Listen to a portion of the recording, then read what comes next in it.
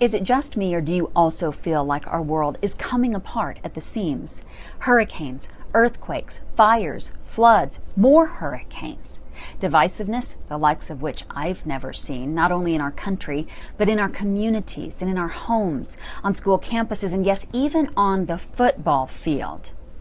Where is God, you may be asking, in all of this? Well, I can tell you where He isn't. He isn't taking a knee. And if anyone had the right to do that, it would be Him, the one who created our world to perfection. And then what did we do with His perfect world?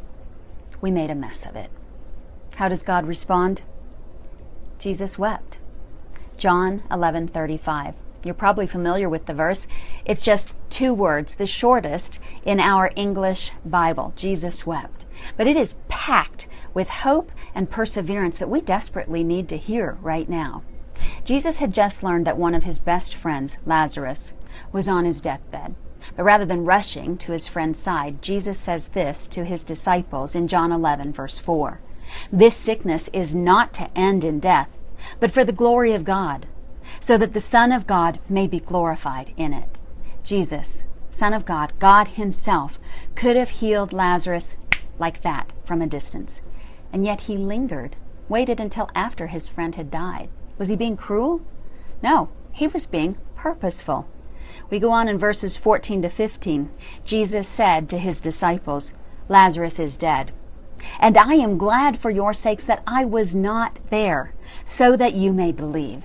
But now let's go to Him. Did you hear that?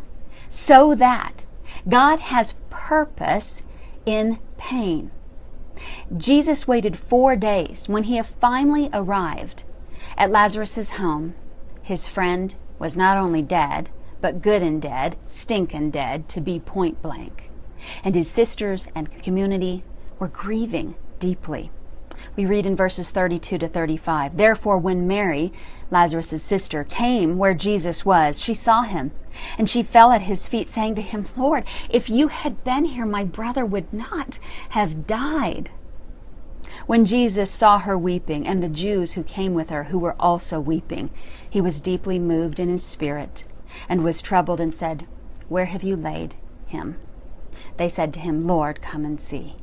And Jesus wept. God grieves with us when we grieve, but He also grieves deeply as He sees the impact that sin has had on His perfect world.